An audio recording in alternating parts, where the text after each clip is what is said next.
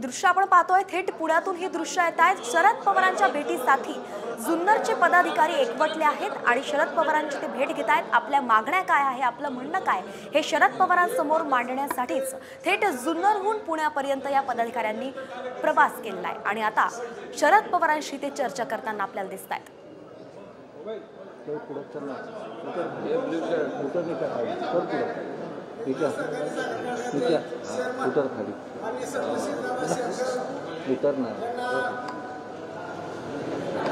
पदाधिकाऱ्यांनी शरद पवारांसोबत फोटो काढण्याचा आग्रह केल्यानंतर शरद पवारांनी त्यांना फोटो दिल्याचंही समजतंय।